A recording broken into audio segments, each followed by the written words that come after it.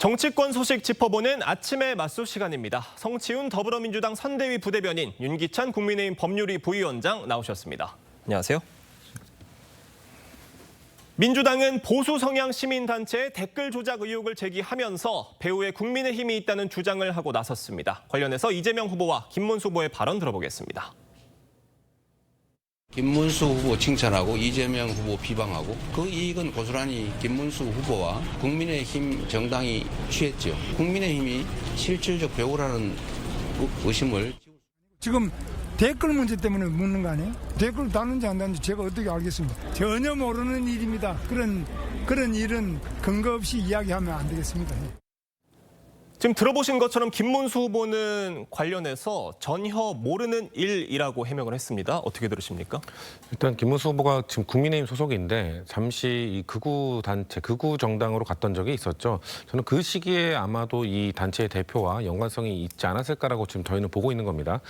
지금 해당 단체의 대표가 운영했던 프로그램에 김문수 후보가 강사로 참여했던 적도 있고, 그 해당 프로그램의 그 후원서로 그 김문수 TV, 김문수 후보가 과거 국민의힘을 떠났을 때 운영했던 유튜브 채널입니다. 그 김문수 TV가 또 후원을 했던 것도 알려져 있고요. 그리고 그 김문수 후보가 자유통일당, 정광훈 씨와 자유통일당을 만들어서 초대 당대표를 하지 않았습니까? 지금 정광훈 씨의 며느리가 이 해당 그 단체의 강사로서도 활동하고 있는 것으로 알려져 있습니다. 그리고 윤석열 정부에서도 이 단체와의 연관성이 또 드러납니다. 그 당시 윤석열 정부 교육부의 교육정책자문위원으로 해당 단체의 대표가 역임을 하기도 했고요. 해당 단체의 그 초등학교 방과후 교실이죠. 늘봄 교실의 강사로 활동할 수 있는 자격증을 부여하는 그 권한을 그 단체에 부여하기도 했습니다. 이런 것들로 봤을 때 전반적으로 이 김문수 후보와 이 해당 단체의 대표, 해당 단체는 분명 알고 있는 관계일 겁니다. 하지만 이 김문수 후보가 말한 대로 댓글을 다는 건 몰랐다고 할 수는 있죠. 하지만 그 저희가 봤을 때는 지금 그 해당 사무실에 김문수 후보가 방문한 적도 있다고 하는데, 해당 사무실에 가보면 댓글이 여론이다라는 현수막도 걸려 있거든요. 과연 그것을 몰랐을까? 이거는 좀 밝혀야 되는 부분이 분명히 있다라고 저희는 주장하고 있는 겁니다. 여러 가지 정황상 김문수 후보와 국민의힘이 연관성이 있을 것이다라는 민주당의 주장인데 어느 정도 근거가 있는 얘기라고 보십니까? 일단 해당 단체가 아마 보수 성향의 역사교육 단체 같아요. 그런데 시민단체의 일종이라고 저희가 평가한다 그러면 그 시민단체들은 각종 이제 지금은 성향을 갖고 다 있단 말이죠. 예. 그럼 본인 성향과 맞는 정치인들과 유대관계를 가질 수밖에 없어요. 이거는 뭐 민주당에 있는 정치인이나 민주당도 다 마찬가지입니다. 그래서 비례도 주는 거잖아요. 뭐 특정 시민단체 비례가 늘 가곤 했잖아요. 그러니까 이거를 뭐 그 연관성만 갖고 해당 행위에 대해서 조직적으로 국민의힘이 지원했다 이렇게 판단하는 것은 논리적 비약인 것이고, 일단은 그 해당 행위에 대한 유법성부터 따져봐야 되겠죠. 예를 들어서 그 행위 자체가 뭐 댓글을 다는 행위 자체는 뭐 그 정치적 표현의 자유니까, 그러나 그것이 킹크랩과 같은 뭐 어떤 조작형 이런 기계를 사용한다면 그건 당연히 안 되는 거고요. 그다음에 조직적으로 누군가가 댓글 내용 같은 걸 알려주면서 달아라고 지시해도 안 되는 겁니다. 자, 이런 그 불법성이 드러나면 그거는 그것대로 처벌받으면 되는 것이고, 그다음에 이제 연관성인데, 연관성 같은 경우는 지금 나온 게 없어요. 지금 말씀하신 그런 일반적인 연관성 이외에 특별히 이 행위와 관련된 연관성이 드러난 건 전혀 없기 때문에 지금 이 시점에서 특히나 이 연관성이나 문제 제기를 했던 매체에 대한 특성을 저희가 검토해 보면 이전에도 이런 유사한 사례가 있었잖아요. 그 당시에도 뭐 대선 며칠 전에 근거 없는 이런 내용들, 또는 쉽게 말하면 사실과 다른 내용들을 마치 진실인 양 보도해서 그것을 또 이재명 당시 후보가 470만 정도의 유권자에게 문자를 링크해서 또 보낸 사실도 있어요.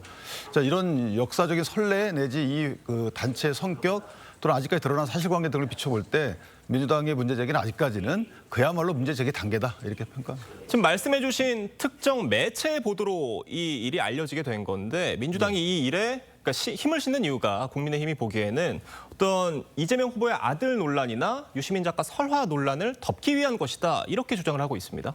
글쎄요, 그 해당 매체의 그 과거 보도 때문에 과거에는 뭐 허위 사실로 밝혀진 것도 있죠. 근데 그것과 그 별개로 이번 사안에서 제가 아까 말씀드린 내용들, 뭐 포스터라든지 과거에 뭐 교육정책 자문위원으로 활동했다든지 이런 것들은 전부 다 팩트입니다. 우리가 뭐 만들어냈다거나 우리가 그 해당 단체의 뭐 교육 프로그램 포스터를 만들었겠습니까? 기존에 있던 거를 말씀드리고 있다라는 거를 다시 한번 말씀드리고. 것이고 그리고 김문수 후보가 그러니까 지금 국민의힘 입장에서는 좀 억울한 측면도 있을 수도 있습니다. 왜냐하면 김문수 후보가 그 자유통일당이라는 정당을 만들고 초대 당대표를 하고 좀 국민의힘을 떠나 있을 때의 행동이기 때문이죠. 근데 그렇다고 하더라도 지금 김문수 후보가 국민의힘 후보로 선출된 이상 이거의 연관성을 배제할 수는 없다라는 것이고 그리고 국민의힘은 댓글 다는 게 뭐가 문제냐라고 주장하잖아요. 근데 댓글을 다는 사람들을 모집하고 그 사람들에게 불법적으로 아마도 명의 도용된 수십 개의 아이디를 부여했습니다. 왜냐하면 보통 포털 사이트에 하루에 달 수 있는 댓글의 수가 제한되어 있기 때문에 그 사람들에게 수십 개의 아이디를 주면서 이 아이디로 그 댓글을 많이 달아라고 했다는 거죠. 그리고 무엇보다도 그 활동을 하면서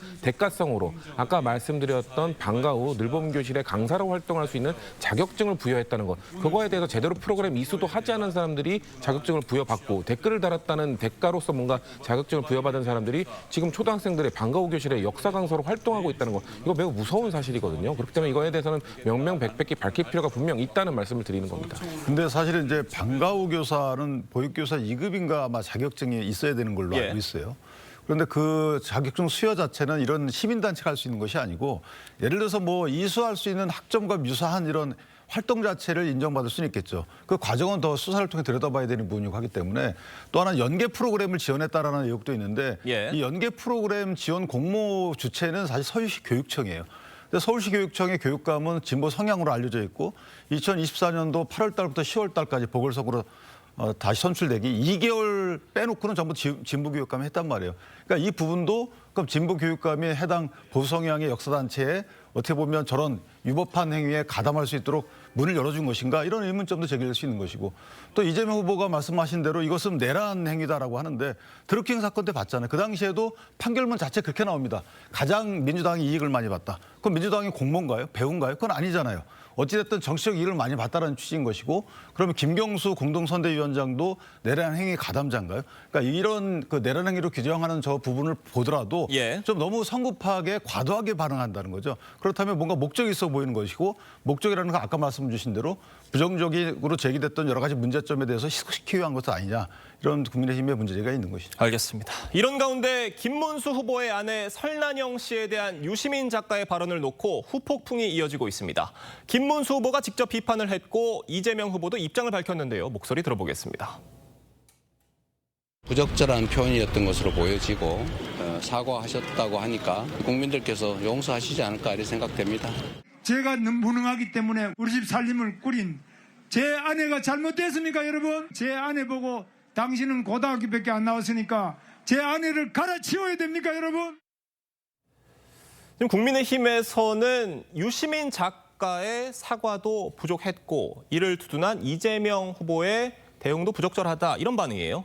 근데 이재명 후보가 두둔했다고 보기는 어렵다고 생각합니다. 왜냐하면 부적절한 표현이라고 얘기를 했고요. 그리고 그 유시민 작가 본인이 사과를 하지 않았냐라고 얘기를 한 것이 저희 당 입장에서 민주당 입장에서 유시민 작가에게 뭐 추가적인 사과를 요구한다거나 무슨 책임을 요구한다거나 이럴 위치도 아닙니다. 저는 개인적인 입장에서는 유시민 작가가 좀 추가적인 뭐 사과나 해명을 더 해줬으면 좋겠는데 예. 저희 당 입장에서는 유시민 작가는 2007년에 민주당 그 대통령 후보 경선에 참여한 이후로 바로 탈당을 했고요. 그 이후에 17년 동안 단 한 번도 민주당 당적을 가진 적도 없고요. 지금 민주당 선대위 직책을 갖고 있지도 않습니다. 만약에 선대위 직책을 갖고 있었다면은 뭔가 선대위 직책을 내려놓음으로써 뭐 정치적 책임을 진다던가 이런 것들을 당 차원에서 요구할 수 있는데 당 사람이 아닌 그냥 같은 범진보 진영 안에 있는 스피커라는 이유로 우리 당이 그 해당 인사에 대해서 뭐 사과를 요구하고 뭐 추가적인 해명을 요구하는 것 자체가 모양새가 좋지 않기 때문에 이재명 후보와 민주당 입장에서는 저희가 할 수 있는 최선의 답변들을 하고 있다, 대응들을 하고 있다라고 봐주시면 좋을 것 같습니다. 국민이 용서할 것이다라는 이재명 후보의 반응은 어떻게 들으셨어요? 그러니까 저 발언 때문에 이제 그 추가적인 뭔가 그 조치가 필요하다고 느끼는 거죠. 왜냐하면 이재명 후보께서 이게 부적절한 발언이고 그러니까 표현을 넘어서서 의미 자체 또는 관점 자체가 잘못됐다. 이렇게 그냥 단정하고 넘어갔으면 사실은 국민의힘에서 더 이상의 공방을 갈 수가 없는 거예요. 그런데 예. 그게 아니고 국민께서 용서했을 할 것이다라고 말한 것은 용서받을 만한 이 사과로 자리매김한 거잖아요. 유시민 씨의 사과가. 근데 유시민 씨의 사과는 사과가 아닌 걸로 받아들여져요. 이 표현만 고친 거예요. 이것이 뭐 제정신이 아니다라는 것을 마치 한목적적이고 이성적인 판단을 못하는 것처럼. 그러니까 그 말이 그 말이잖아요. 오히려 더 2차 가해라고 저는 생각이 되는데 내가 아무리 생각해봐도 이거는 내 말이 맞아. 그럼 표현만 잘못된 거야. 이런 취지잖아요. 남편의 사회적 지위를 따라서 왔는데 그 본인의 어떤 뭐 학력이나 그다음에 직업이나 이런 걸 비춰볼 때 이건 과하다. 그러니까 당신은 지금 붕 떠 있는 거야. 그러니까 이성적 판단을 못하는 거예요. 그러니까 이성적 판단을 못한다는 근거 자체가 저희 사회적으로 계급 타파를 위해서 쭉 사회가 발전해 왔는데 그 전 근대적인 상황에서 평가한 거잖아요. 그러니까 어떻게 그거를 저렇게 자리매김하는지 도저히 이해가 안 가는 부분이 있죠.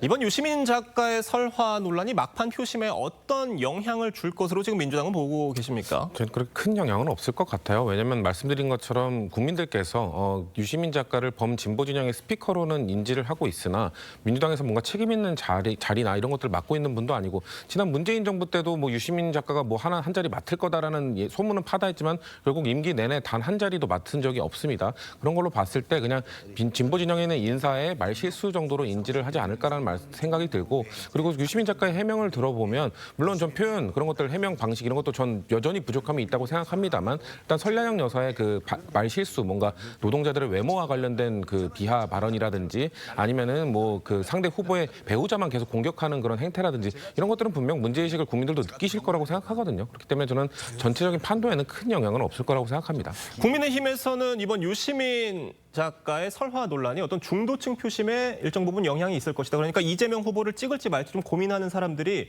이번 논란에 좀 영향을 받을 것이다라는 분석인데 보시기 어떠세요? 그러니까 이재명 후보가 참전함으로써 그럴 가능성이 있죠. 예. 저는 적지 않은 영향을 줄 것이라고 보는 것이 어차피 이제 뭐 진보 진영 분들은 사실 저런 거에 불구하고 어느 정도 마음을 정했을 것 같고 고민하는 분들 무당층이나 아니면 중도층 입장에서 보면 가치관에 대해서 문제 제기를 하고 있는 거잖아요. 아직까지 진보라는 것이 조금 더 앞선 가치관을 추구하는 집단으로 이해를 해왔는데 그게 아니고 전 근대적인 성향을 갖고 있다. 그러면은 사실 많은 실망한 분들이 계실 거고 이 실망함들의 표심은 움직일 가능성이 크다. 저 그렇게 봅니다. 네, 다음 소식 짚어보겠습니다. 각 후보들은 대선 전 마지막 주말을 맞아 막판 표심을 잡기 위한 총력전을 펼쳤습니다. 관련 영상 보겠습니다.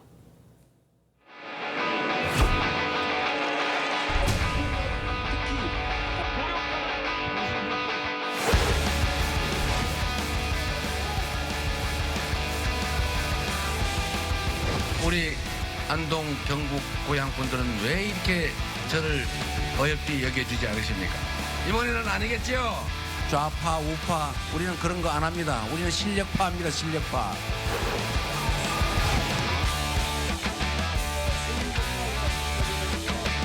대장동은 조그만해요. 30만 평이 안 되는 작은 데인데 얼마나 많은 사람이 죽고 대통령이 된다면 이 나라가 전부 범죄꾼의 나라가 될 거 아닙니까?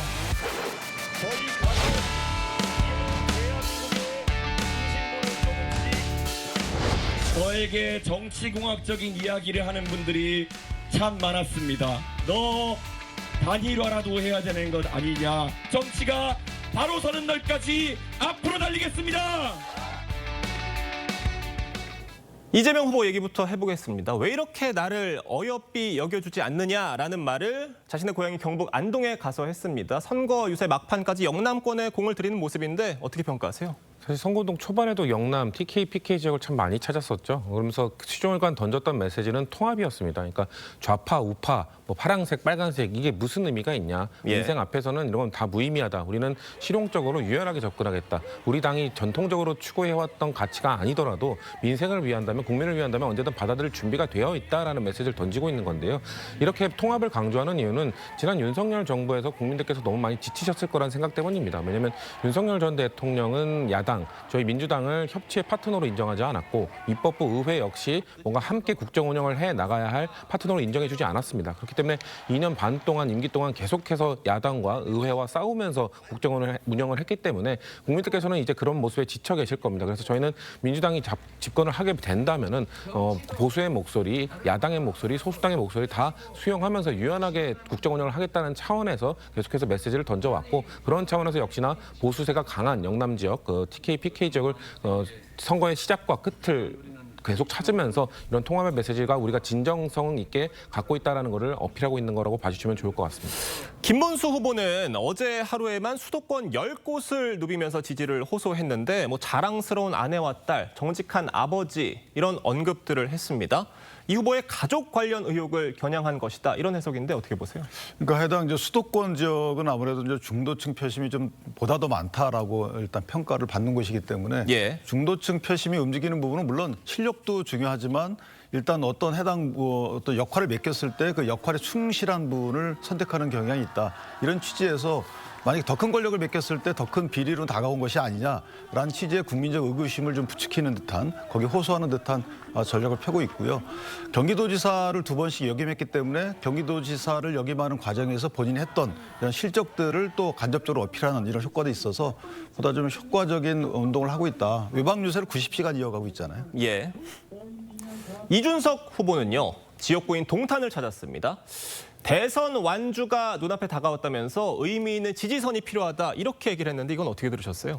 아무래도 이준석 후보가 원래는 처음에는 이제 대통령으로 만들어달라 해서 이제 혹시나 이재명 정권, 민주당 정권이 들어섰을 때 견제할 수 있는 의미 있는 세력을 만들어달라라는 메시지로 묘하게 톤이 바뀌었습니다. 예. 이런 것들을 봤을 때 만약에 정말 단일화나 이런 변수를 통해서 선거를 이길 수 있다는 희망이 아직까지 있었다면은 메시지의 톤이 바뀌지 않았을 거라고 보거든요. 근데 이준석 후보는 이제 차후를 좀 준비하는 쪽으로 좀 메시지 바뀌었다. 왜냐면은 끝까지 어떻게든 표를 좀 받아내야 이준석 후보의 관건은 10%를 넘길 것인가, 그들이 하고 목표로 하고 있는 15%까지 넘길 수 있을 것인가. 왜냐면은 이게 선거 비용 보전 퍼센트잖아요. 그렇기 때문에 예. 이준석 후보와 개혁신당 입장에서는 10% 유의미한 그 지지세를 만들어내지 못한다면은 아마도 선거 이후에 그것을 뭔가 터치하기 위한 아마 그 좀 고난의 행보를 해야 되기 때문에 그런 차원에서 미래 보수를 좀 재건할 차기 후보는 자기니까 자기의 좀 마지막까지 지지를 몰아달라는 쪽으로 좀 메시지가 좀 바뀌고 있다고 저는 느꼈습니다.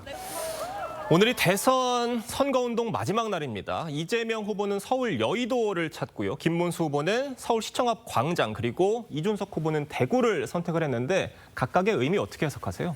일단 뭐 이재명 후보는 누구나 다 예상하듯이 이제 여의도라는 곳이 네. 계엄 해제 요구 결의를 통해서 국회가 계엄을 막았다라는 취지의 상징적인 장소니까 거기서 피날레를 장식하는 것 같고요. 예. 김문수 후보의 경우에는 대한민국의 앞날을 걱정하자라는 취지의 메시지가 서려 있는 것 같습니다. 수도 서울의 한복판인 서울시청 광장에서 유세함으로써 앞날을 좀 걱정하자. 이게 기존의 계엄에 대한 심판적 성격도 있지만 앞으로 모든 권력이 체계적으로 아예 제도적으로 이재명 후보께 모인다면 이재명 후보 아무리 잘하려고 노력한다 하더라도 이건 부패할 수밖에 없는 거거든요. 그런 취지의 국민적 호소가 서려 있다라는 생각을 하고 이준석 후보의 경우는 진짜 안타깝게도 대구에서 한다는 의미는 아까 말씀하신 대로 사실 이제 보수의 앞날을 생각하겠다는 것인데 예. 보수의 현재가 없는데 어떻게 앞날이 있겠습니까? 저는 결단을 고민할 마지막까지 고민할 필요가 있지 않겠는가라는 생각을 합니다. 성치은 부의장은 어떻게 해석하세요?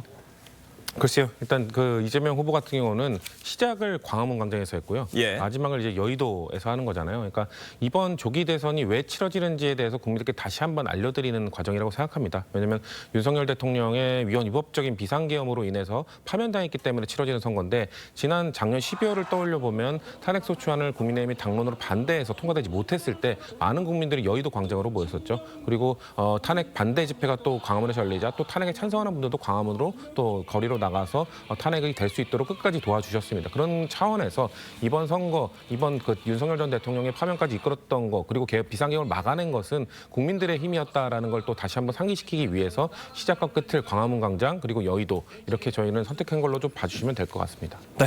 한편 윤석열 전 대통령이 전광훈 목사의 광화문 집회에 메시지를 보내서 김문수 후보 지지를 호소했습니다. 관련해 대선 후보들 반응 들어보겠습니다.